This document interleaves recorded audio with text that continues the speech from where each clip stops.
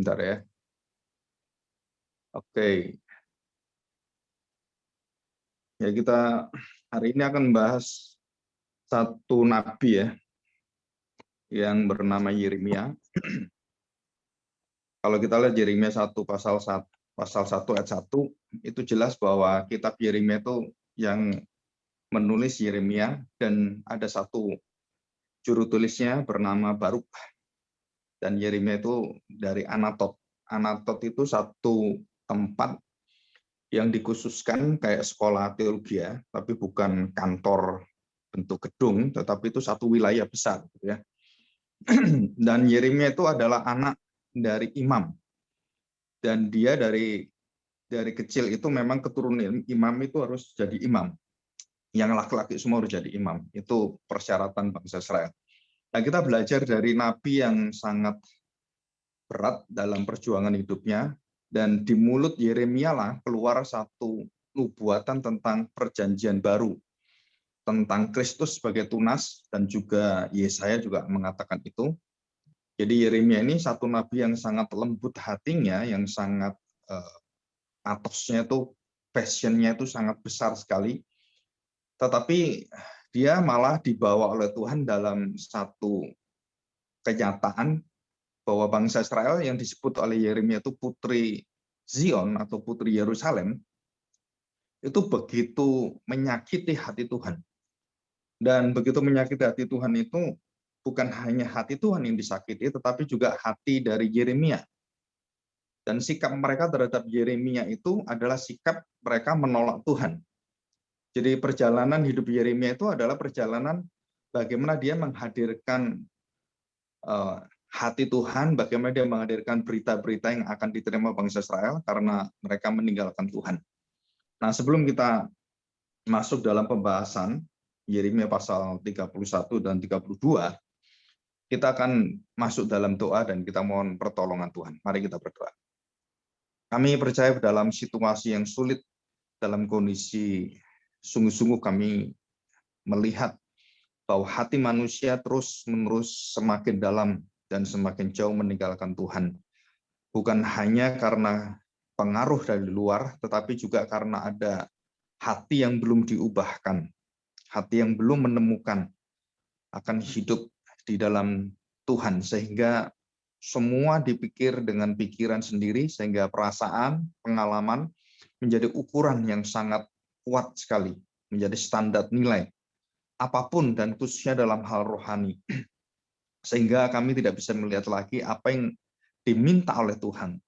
Walaupun kami sudah jauh melangkah dari Tuhan, zaman ini sudah semakin begitu masuk dalam kekelaman, dan juga masuk di dalam hati yang memberontak pada Tuhan, dan khususnya gereja-gereja Tuhan, umat Tuhan dan jemaat Tuhan. Mereka tidak merasakan itu, bahkan mereka menuntut Tuhan, supaya Tuhan selalu baik, karena mereka percaya bahwa mereka percaya pada Yesus, percaya kepada Tuhan Bapa, dan percaya kepada Roh Kudus. Sehingga dengan demikian, dengan iman inilah mereka menuntut Tuhan untuk selalu memberkati, untuk selalu memperhatikan, walaupun dosa mereka begitu bejat sekali, begitu menjijikan. Tetapi mereka tetap bahwa kami adalah umat pilihan Tuhan. Jadi bagaimanapun Tuhan akan mengasihi kami. Jadi walaupun kami jahat, sejahat apapun, Tuhan akan mengasihi kami. Nah, disinilah kami akan belajar Bapa, betapa hatimu begitu murah, begitu penuh dengan belas kasihan, sehingga kami mau melihat akan kekuatan kasih setia Tuhan yang sejajar, yang serasi dengan keadilan Tuhan. Terima kasih Tuhan, kami serahkan hati kami siap untuk mendengarkan firman-Mu. Di dalam nama Tuhan Yesus, kami serahkan doa kami. Amin. Ya, kita akan membaca pasal 32 dulu. Dosa bangsa Israel itu apa? Ya. Pasal 32 ayat yang 26 sampai ke bawah saya bacakan ya. Pasal 32 ayat 26. Firman Tuhan datang kepada Yeremia, bunyinya. Jadi ada firman yang datang melalui firman yang didengar oleh Yeremia. Demikian bunyi firman Tuhan. 27. Sesungguhnya akulah Tuhan, akulah Yahweh, Allah segala makhluk, adakah sesuatu apapun yang mustahil untukku? Sebab itu beginilah firman Tuhan, sesungguhnya aku berikan kota ini ke dalam tangan orang-orang Kastim dan ke dalam tangan Nebukadnezar. Jadi Kastim dan Nebukadnezar, Raja Babel. Dan ia akan merebutnya. Jadi Nebukadnezar itu bisa mengambil Yerusalem dan membawa pemuda-pemuda Yerusalem itu atau Yahudi dan Israel itu dibawa oleh Nebukadnezar. Itu bukan karena kekuatan Nebukadnezar, tapi itu adalah Tuhan yang serahkan kepada Nebukadnezar. Dan ini raja yang sangat kejam sekali, yang kuasanya itu besar sekali, dan hampir seluruh pada zaman itu hampir setengah bumi ini, setengah dunia itu dikuasai oleh dia. Selanjutnya ayat 29. Orang-orang Kastim yang memerangi kota ini akan datang membakarnya. Jadi kota Yerusalem itu dibakar dan menghanguskannya serta dengan rumah-rumah yang di atas sotonya. Orang membakar korban kepada Baal dan mempersembahkan korban curahan kepada Allah lain untuk menimbulkan sakit hatiku. Jadi kota yang suci itu menjadi kota yang penuh dengan Baal, kota yang penuh dengan dewa-dewa, paganisme, dan di situ nama Allah itu dihina di sana, yang membuat sakit hati Tuhan. 30, sebab orang Israel dan orang Yehuda hanyalah melakukan yang jahat. Melakukan yang jahat, dikatakan hanyalah melakukan yang jahat di mataku. Sejak masa mudanya, sungguh orang Israel hanya menimbulkan sakit hatiku dengan perbuatan mereka. Demikianlah firman Tuhan. Ya, kota ini telah membangkitkan murka dan kehangatan amarahku mulai dari hari didirikannya sampai hari ini. Sehingga aku harus menyingkirkannya dari hadapanku. Jadi Tuhan akan membuangnya, mengusirnya. Karena segala kejahatan yang dilakukan orang Israel oleh orang Israel dan orang Yehuda untuk menimbulkan sakit hatiku oleh mereka sendiri, raja-raja mereka, pemuka-pemuka mereka, imam-imam mereka, nabi-nabi mereka, orang Yehuda dan penduduk Yerusalem. Mereka membelakangi aku dan tidak menghadap kepadaku, sekalipun aku mengajar mereka terus-menerus. Tiada mereka mau mendengarkan atau menerima penghajaran. Jadi ini melalui nabi-nabinya. 34, mereka menempatkan dewa-dewa mereka yang menjijikan di rumah yang di atasnya, namaku diserukan untuk menajiskannya. Nah, ini yang seram. Ini yang menjijikan ya, yang keji sekali. Mereka mendirikan bukit-bukit pengorbanan untuk Baal di lembah Hinom untuk mempersembahkan anak-anak lelaki dan anak-anak perempuan mereka kepada Molok sebagai korban dalam api. Jadi anak-anak mereka itu yang diminta biasanya anak sulung, putri yang terbaik, nah itu dimasukkan ke dalam dapur api untuk dewa Molok. Sekalipun aku tidak pernah memerintahkannya kepada mereka, dan sekalipun hal itu tidak pernah timbul dalam hatiku, yakni hal melakukan kejijikan ini, sehingga Yehuda tergelincir ke dalam dosa. Oleh sebab itu beginilah firman Tuhan Allah Israel mengenai kota ini, yang engkau katakan telah diserahkan ke dalam tangan Raja Babel karena pedang, kelaparan, dan penyakit sampar. Sesungguhnya aku mengumpulkan mereka dari segala negeri, kemana aku mencerai-beraikan mereka, karena murkaku, kehangatan amarku, dan gusarku yang besar. Dan aku akan mengembalikan mereka ke tempat ini, dan akan membuat mereka diam dengan tentram. Dan itu janji Tuhan. Nah, kita lihat ayat 31, pasal 31 ayat yang 31. Sesungguhnya akan datang waktunya, demikianlah firman Tuhan, aku akan mengadakan perjanjian baru dengan kaum Israel dan kaum Yehuda. Ya, ini ayatnya sangat kuat sekali, yaitu menunjukkan perjanjian baru di dalam Kristus. Jadi seluruhnya akan menuju pada Kristus. 32, bukan seperti perjanjian yang telah kuadakan dengan nenek moyang mereka pada waktu aku memegang tangan mereka untuk membawa mereka keluar dari tanah Mesir. Perjanjianku itu telah mereka ingkari. Perjanjianku sudah diingkari. Meskipun aku menjadi tuan untuk berkuasa atas mereka, demikianlah firman Tuhan, tetapi beginilah perjanjian yang kuadakan dengan kaum Israel pada waktu itu. Demikianlah firman Tuhan, aku akan menaruh Tauratku dalam batin atau hati mereka, dan menuliskannya dalam hati mereka, maka aku akan menjadi Allah mereka, dan mereka akan menjadi umatku. Dan tidak usah lagi orang mengajar sesamanya atau mengajar saudaranya dengan mengatakan, kenalah Tuhan, sebab mereka semua besar kecil akan mengenal aku. Demikianlah firman Tuhan, sebab aku akan mengampuni kesalahan mereka dan tidak lagi mengingat dosa mereka. Ya, kita akan bahas ini ya.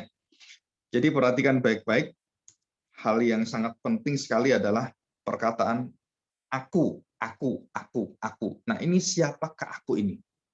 Yang menentukan segala-galanya dan yang berkuasa berdaulat untuk membangun atau merobohkan. Jadi menanam atau mencabut.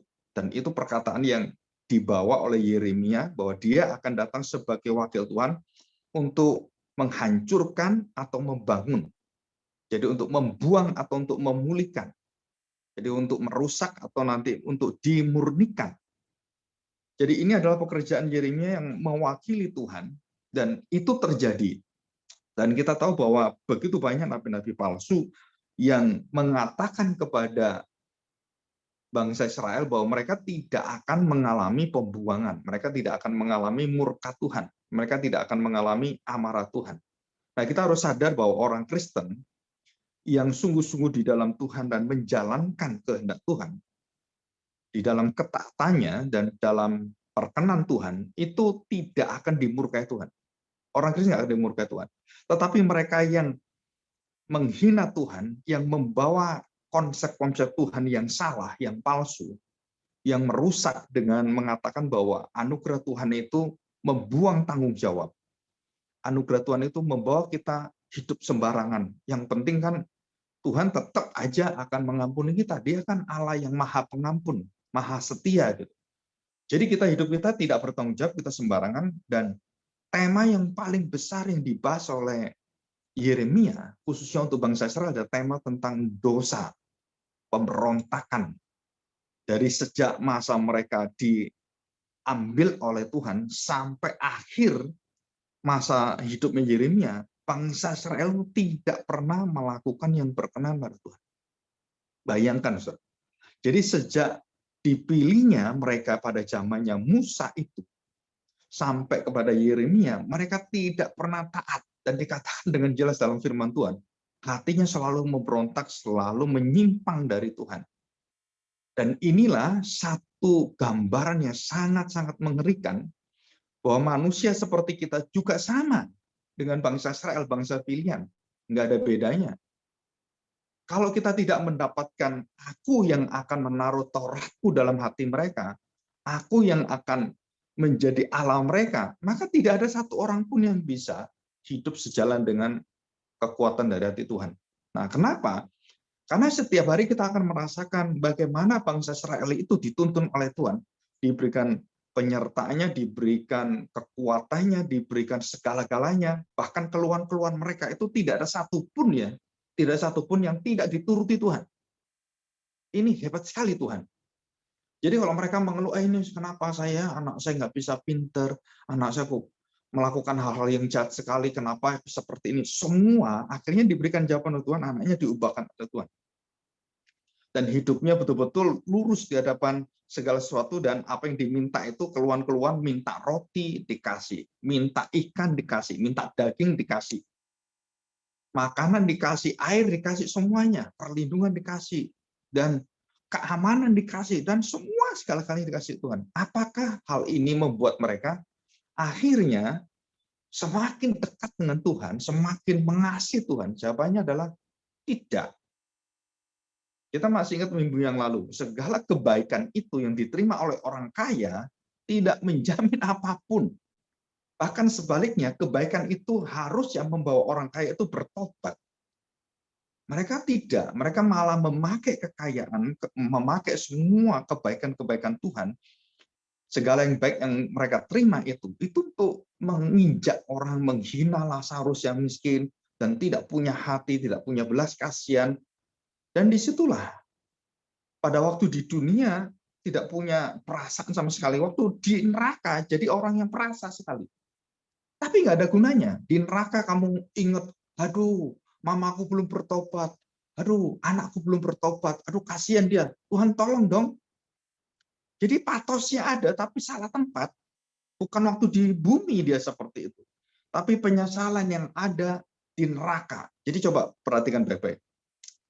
Mungkin suatu hari kita perlu punya pengajaran atau seminar tentang apa sih yang di dalam hati orang-orang di neraka.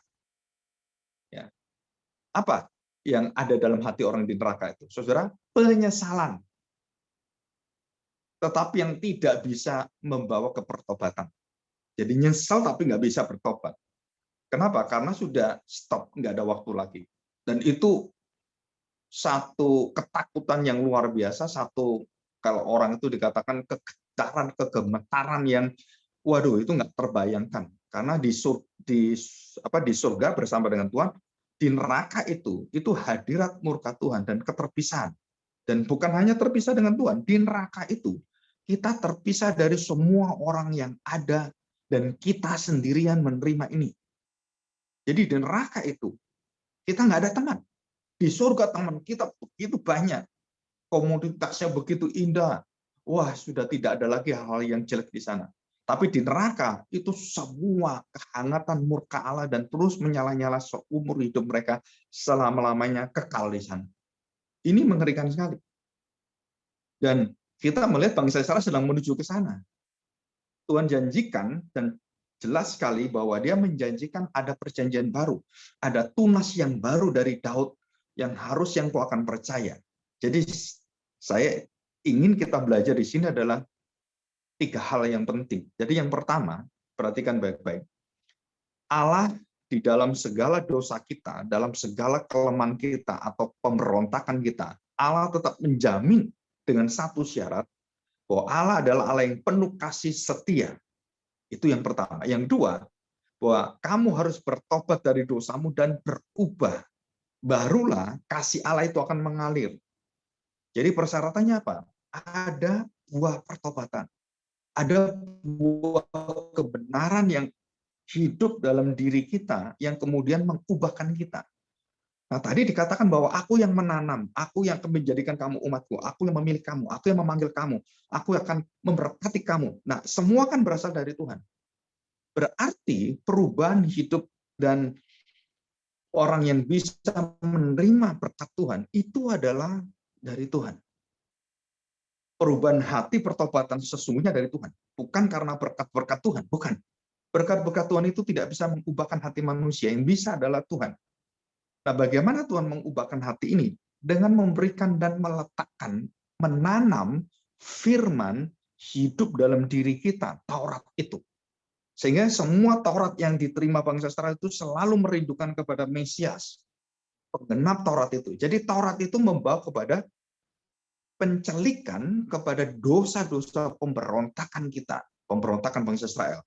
Sehingga kita sadar kita membutuhkan juru selamat dan menantikan juru selamat itu. Nah, mereka menantikan ke depan, kita sudah melewatinya, kita sudah di belakang.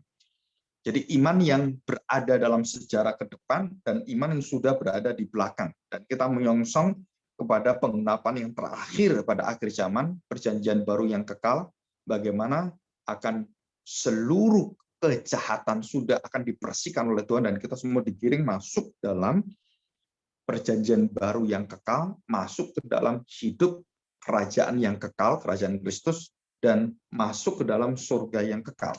Dan itu adalah nanti kita belum terima itu karena hidup di dunia ini kita masih mengalami hal seperti itu.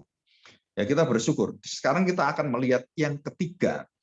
Jadi yang pertama tadi Allah berdaulat penuh dengan hati yang penuh dengan belas kasihan, kemurahan, dan dia setia. Tetapi kesetiaan itu membawa kepada keadilan Tuhan, bangsa Israel tetap harus ada perubahan bertanggung jawab pada hidup dan dosa mereka. Dan bagaimana mereka bisa berubah? Kembali Tuhan katakan menjanjikan, aku yang menaruh Tauratku dalam hatimu. Dan aku akan membuat perjanjian baru yang bukan di dalam pengertian Tauratnya, tetapi di dalam hatimu aku akan mengubah engkau. Dengan siapa? Dengan perjanjian baru yang akan kamu terima. Jadi ini adalah dua langkah yang penting sekali. Nah, yang ketiga sekarang kita melihat yang seperti Yeremia katakan, kalau kamu melakukan itu dan benar-benar kamu datang kepada Tuhan dan bertobat dengan perubahan berasal dari anugerah Tuhan, tahu siapakah Dia, maka kita bersyukur sekali. Kenapa kita bersyukur? Karena disitulah ada janji Tuhan, ada pemulihan, ada pemurnian kembali, ada satu janji bahwa aku akan memberikan kembali apa yang dulu yang kamu tinggalkan seperti anak terhilang yang bungsu. Maka semuanya dikembalikan oleh Tuhan. Semuanya akan dikenakan kembali dan bukan hanya itu. Dan Tuhan akan menjanjikan tidak akan ada lagi dosa yang bisa mengalahkan hubunganmu dengan saya. Jadi ini janji Tuhan. Dan janji Tuhan ini luar biasa sekali. Kenapa? Karena bukan berdasarkan kepada bagaimana saya kuatnya usaha saya memegang perjanjian itu. Bukan.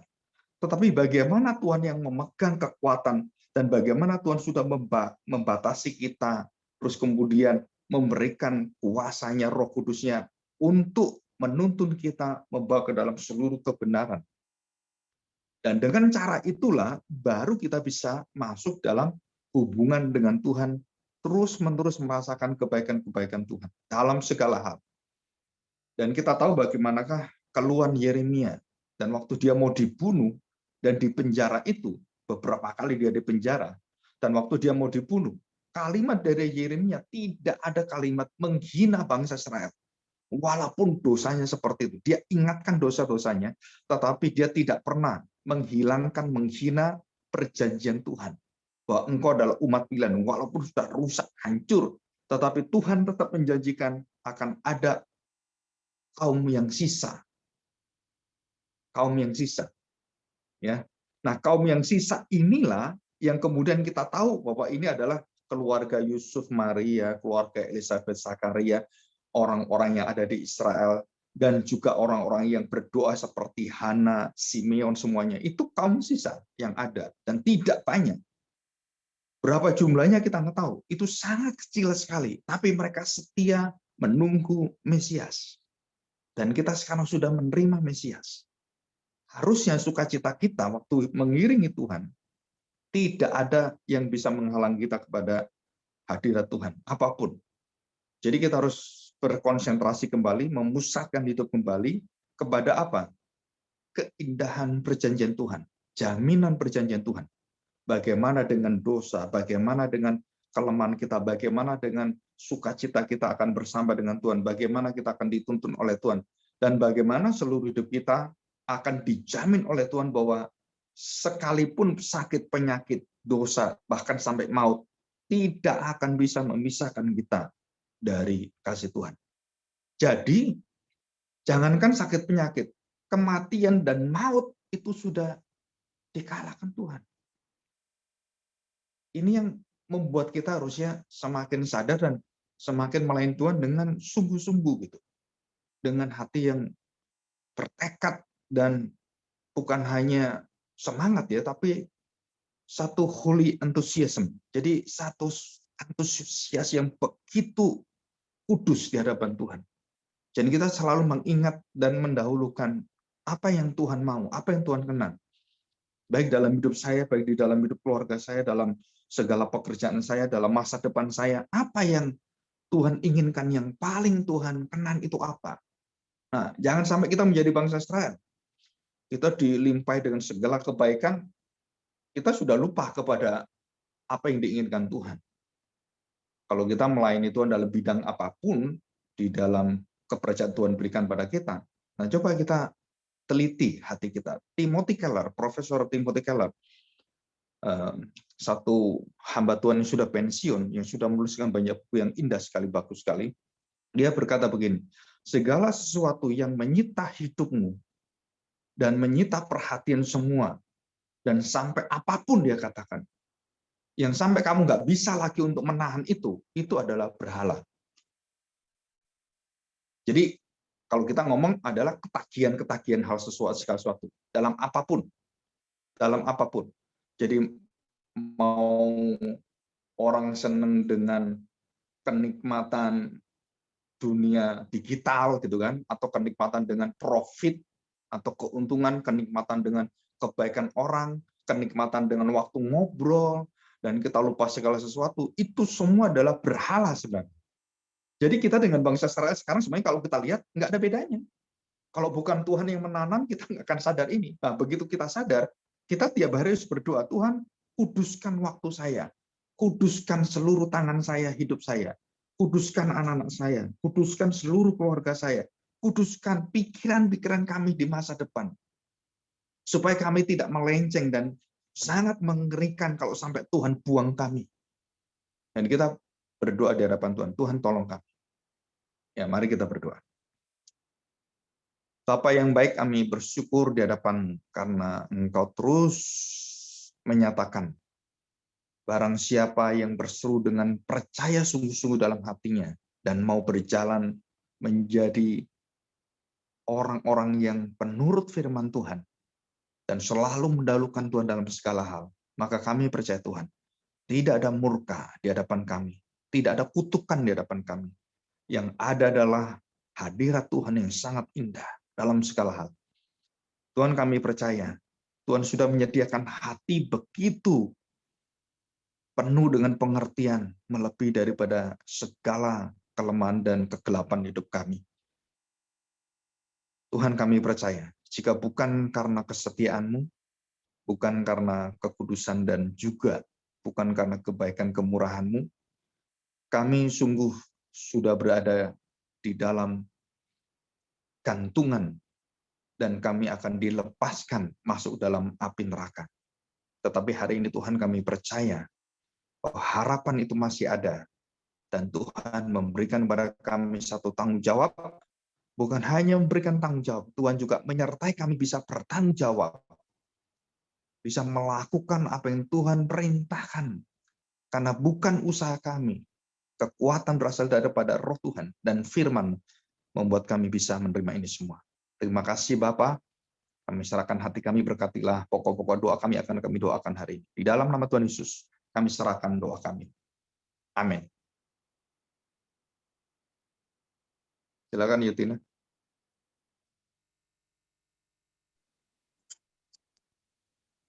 Jadi kita akan masuk dalam persekutuan doa. Di sini ada beberapa